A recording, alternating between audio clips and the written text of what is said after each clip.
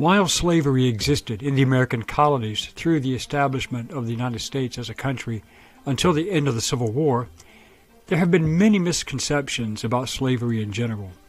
Most Americans are not aware that there were some black former slaves and freemen who also owned black slaves, and some became very prominent in politics as well, despite the racial prejudice that existed.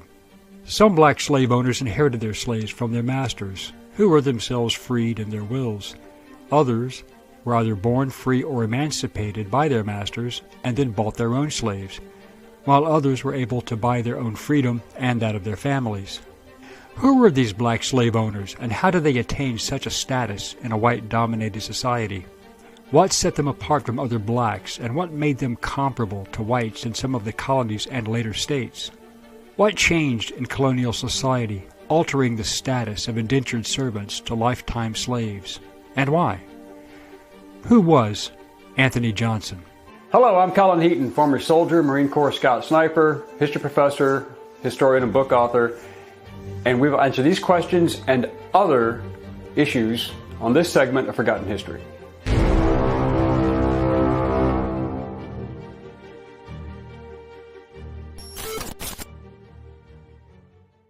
The vast majority of African Americans in the United States were enslaved, in all of the states, not just the South. Our first person of note is Anthony Johnson, who was born in Angola and captured by Portuguese slave traders, and he was given the name Antonio. Then his captors sold him into the Atlantic slave trade. He sailed to Virginia in 1621 aboard the ship James. The Virginia muster, or census, of 1624 lists his name as Antonio, not given, and he was recorded as a Negro in the notes column and indentured.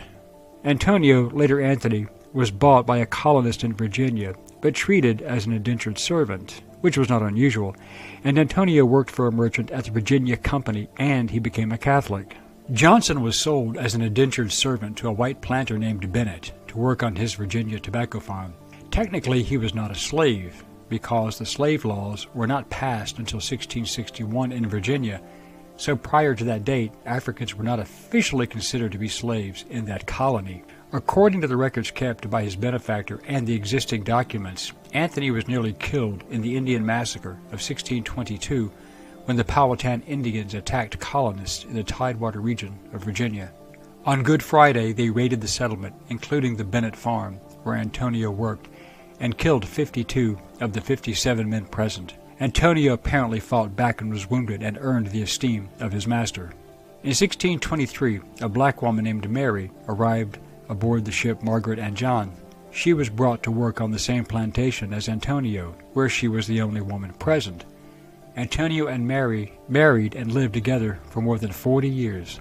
Around 1635, Antonio and Mary completed their indentured servitude, and Antonio changed his name to Anthony Johnson. He first entered the legal record as an unindentured free man when he purchased a calf in 1647. During this early period, free blacks enjoyed relative equality with whites, and about 20% of the free blacks in Virginia owned their own homes and property. In 1662, the Virginia colony passed a law that children in the colony were born with the social status of their mother. This meant that the children of slave women were born into slavery, even if their fathers were free, European, Christian, and white. This was a reversal of English common law, which held that the children of English subjects took the status of their father. The Virginia colonial government expressed the opinion that since Africans were not Christians, common law could not and did not apply to them, even if they converted, as Anthony Johnson did. On July 24, 1651, Johnson acquired 250 acres of land under the existing headright system when he bought the contracts of 5 indentured servants, one being his son, Richard Johnson.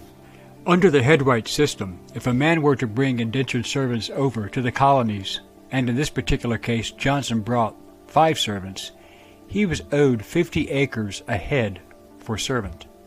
The land in question was located on the Great Nassawatuk Creek, which flowed into the Punkateague River in Northampton County, Virginia.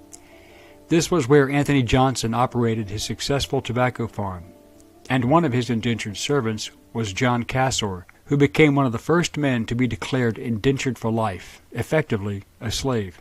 Under the 1645 Virginia Taxation Act, all Negro men and women and all other men from the age of 16 to 60 shall be judged tithable. So after a fire in 1652 caused him great financial damage to his property, he applied for relief in the courts and won. Back then, people were taxed, not property, but indentured servants and later slaves were taxed as property. It is unclear from the records why the Johnson women were exempted, but the change gave them the same social standing as white women who were not taxed. In the colonies back then, one was judged more on their religion, as opposed to race or ethnicity in general, so until the advent of actual legal slavery, upward mobility was possible for many races. During the case, the justices noted that Anthony and Mary Johnson had lived in Virginia for over 30 years and were highly respected in their community. In fact, a 1653 Northampton County Court document lists Mary as Anthony's wife. By the 1650s, Anthony and Mary Johnson were farming 250 acres in Northampton County, while their two sons owned 550 acres. They also had additional indentured persons under contract, but the exact numbers are not known. His son Richard Johnson also had his own indentured persons, probably given to him by his father, who were effectively slaves with a shelf life. At some point, if contracted, they would have to be set free. In 1854, John Cassor, who had been sentenced to indentured service for life for his escaping a previous owner in 1640, filed a suit against Johnson, claiming his indentured service had expired, and he went to work for Robert and George Parker. Johnson filed a freedom suit to get Cassor back, but Parker won. What is amazing in retrospect was that Johnson, a black man, was not only able to file a petition to the court, but he was able to testify and give evidence in the court, which illustrates the rather egalitarian system in place at that time. However, Johnson appealed to the County Court of Northampton County, Virginia, and the court reversed its ruling and sent Cassor back to Johnson in 1855, and Parker was forced to pay Johnson compensation. Then Cassor made history, as he was probably the first person who was declared slave for life in Virginia. That means that his black owner, Anthony Johnson, was probably the very first slave owner in all of the colonies, himself a black man.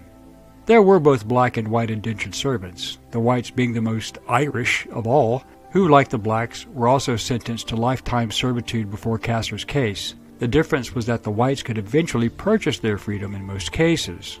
Therefore, Anthony Johnson was apparently not only the first African American whose right to own a slave for life was recognized in the colonies, he was therefore technically the first actual legal slave owner, regardless of being black or white, as established by the Virginia court.